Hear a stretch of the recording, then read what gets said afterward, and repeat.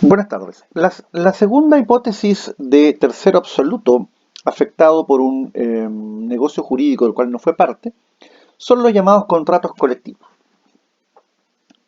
Contrato colectivo es aquel que obliga no solo a los que prestaron su consentimiento, sino que además a otras personas que no solo no han intervenido en la celebración del contrato, sino que incluso pudieron oponerse a su celebración.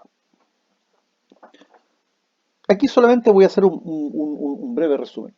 Ustedes en algún minuto de la carrera van a estudiar Derecho Colectivo del Trabajo.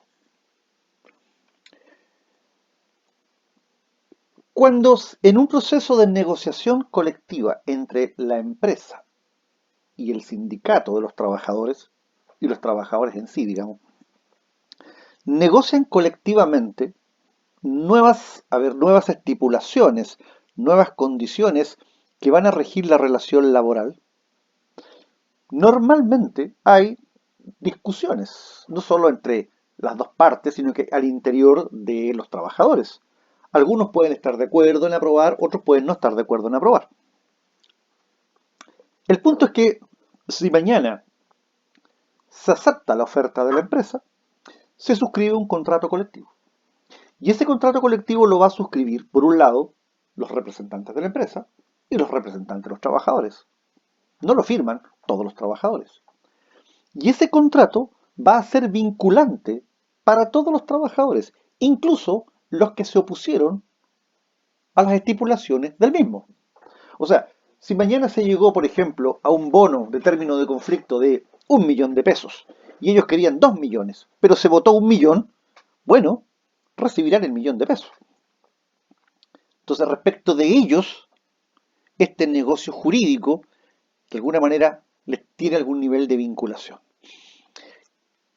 Ahora, en cambio, nos corresponde ahora estudiar los llamados terceros relativos, que son aquellas personas que no han concurrido al acto, pero que con posterioridad tienen relaciones jurídicas con el autor o las partes, en relación a los derechos y obligaciones emanados de tal negocio jurídico.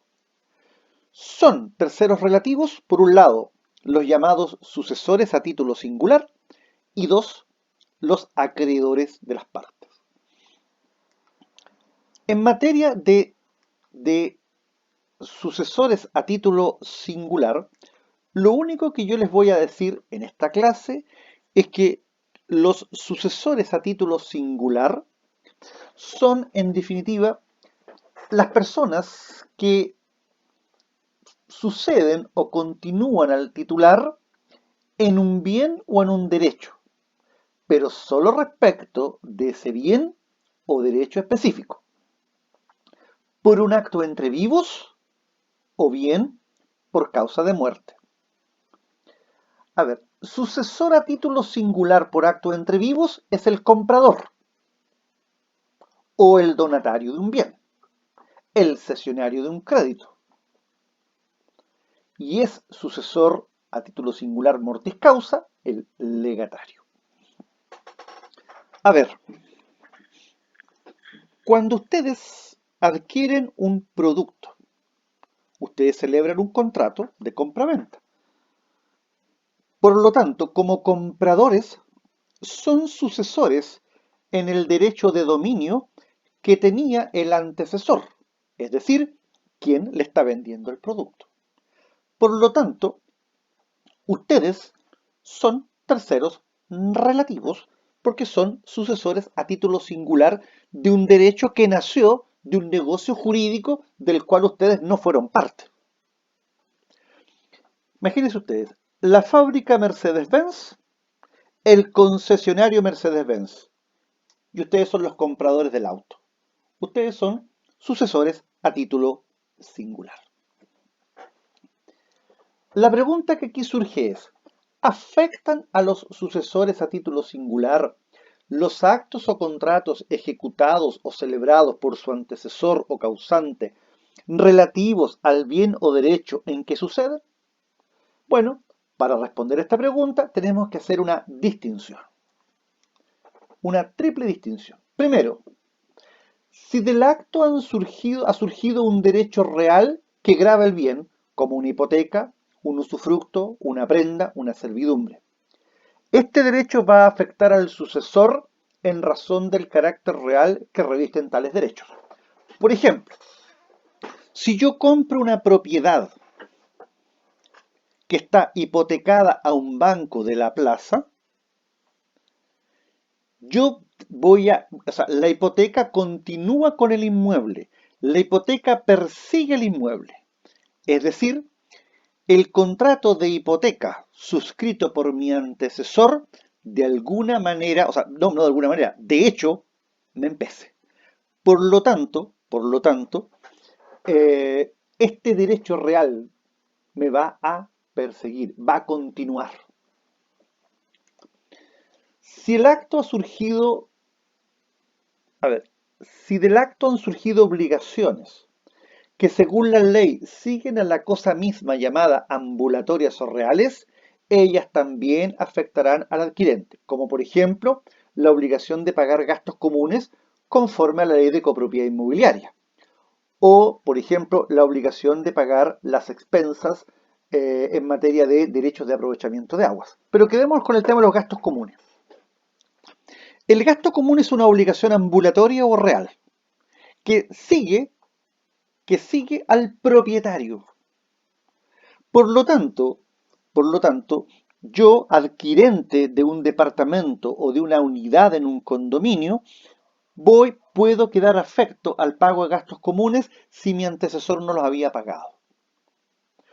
Y finalmente, obligaciones contractuales asumidas por el antecesor y que incidan en la cosa derecho, como por ejemplo, obligarse a no edificar, obligarse a no establecer un negocio.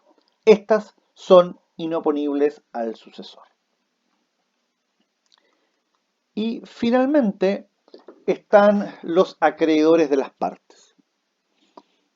En principio, lo que las partes hagan o dejen de hacer no tendría por qué afectar ni positiva ni negativamente a los acreedores de ella, salvo que el deudor, mediante actos de disposición gratuitos u onerosos, se coloque en un estado de insolvencia o agrave su insolvencia. Es decir, el deudor ejecute actos de carácter fraudulento en perjuicio de sus acreedores.